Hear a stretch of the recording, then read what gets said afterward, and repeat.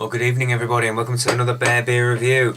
Today I am extremely excited, as always, I know, but today in particular because we're going to be trying something by Stone Brewing, guys. This is their Ruination IPA.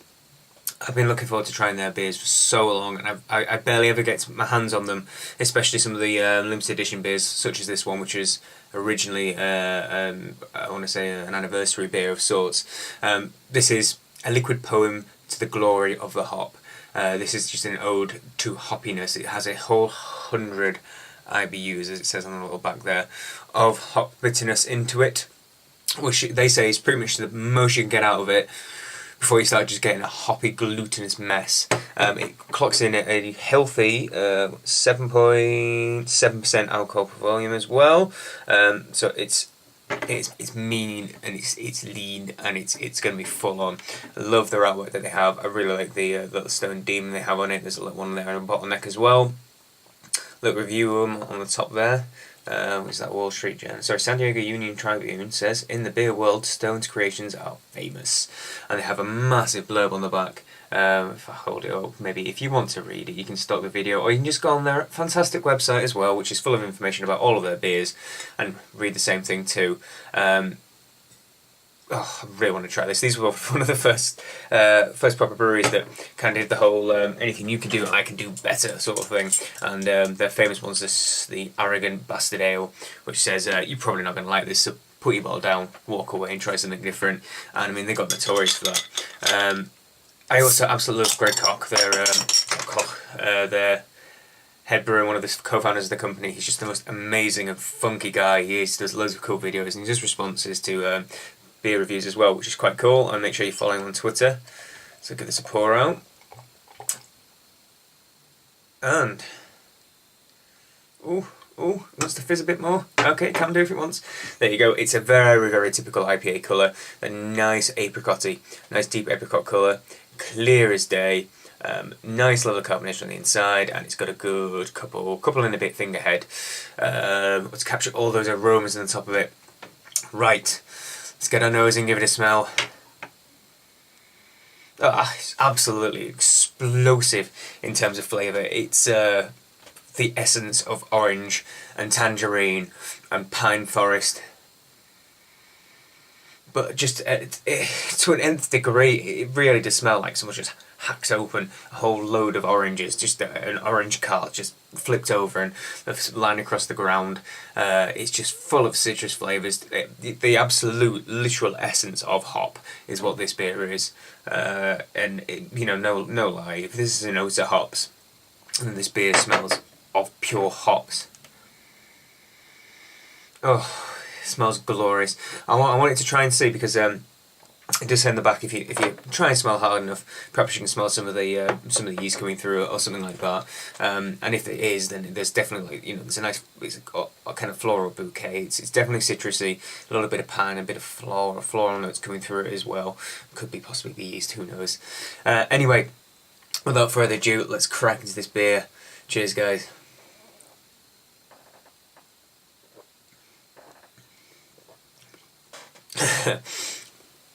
Holy moly. No, the last beer we tried, it might be a couple of beers back now actually, having said that, was into the 90s on the IBU front. This one takes it to a whole different level.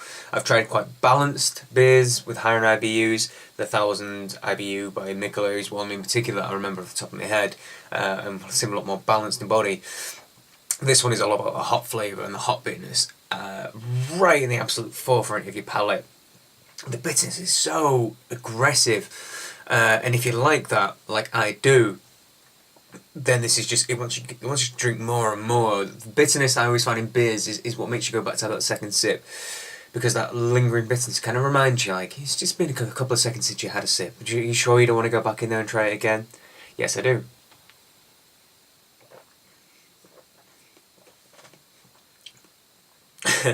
Oh, it just takes your breath away. It just strips your tongue. It just overtakes the palate. But what you get is this rich and toffee, deep caramel and kind of burnt sugar malt body in it too, and a kind of alcoholic fragrance, like if you smell alcohol, alcohol would be getting that kind of floral scent from it. You get that at the beginning as well. So you get this nice soothing and these sugary soothing caramel and rich molasses sort of flavours, and then it just gets swamped and overtaken and just driven forward by like an absolute left hook from hops. It's definitely the most intense in terms of hop flavour beer I've had.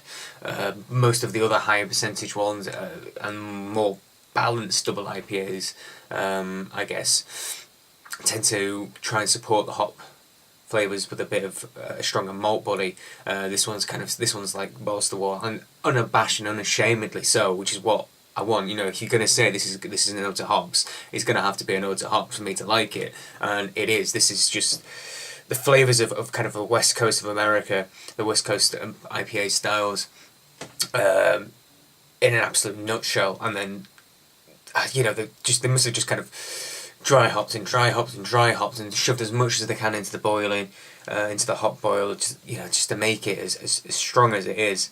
And I really like it.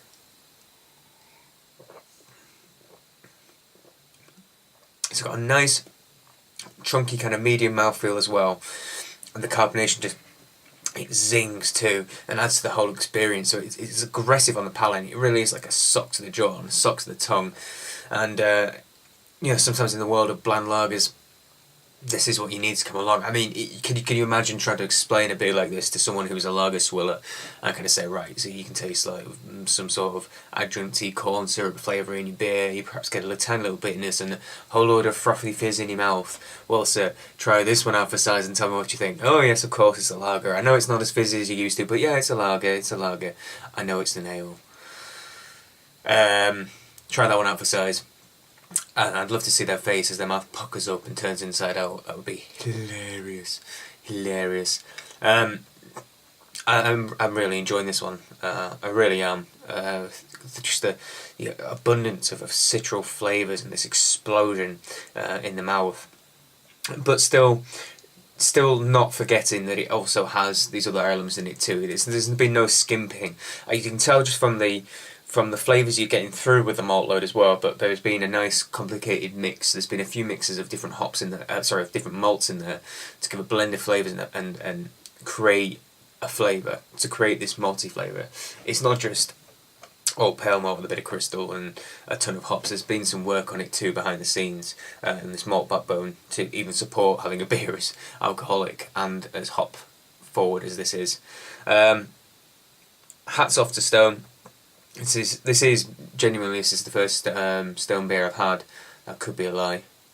No, it is. I've tried literally just a sampler of one of their smoked porters at North Bar in Leeds, which we did the little iPhone video review for, and that was just the tiniest little sip, and that was a while ago, was that review.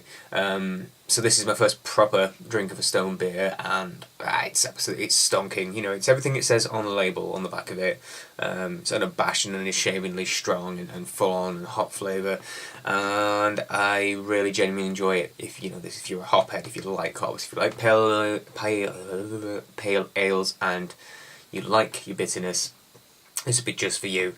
On the counter side to that, if you like your dark stouts, chocolatey in flavour and very sweet, this might not be for you, but I don't think it was ever supposed to be. This is a solid 9.5 out of 10. As I always say, I don't ever give things a perfect 10 out of 10. Not yet. Not just yet. I need to drink many more beers before I can even go about trying to even attempt to give someone a 10 out of 10. This is as close as I'll get so far. There's been a couple of other 9.5s of beers that have knocked me for 6, and this is definitely one of them. So go out and give Stone a try. I found this one at, I want to say this one is from Beers of Europe. It could also possibly have been for one of my many trips to the House of Trembling Madness in York. Go and try some beers out there. But yeah, like, favourite, comment, subscribe, tell me what you think you've ever tried Stone's Ruination IPA, or indeed any of their other drinks, to see if they match up to the quality this far. And I shall see you all again on the next Bear Beer review. Cheers.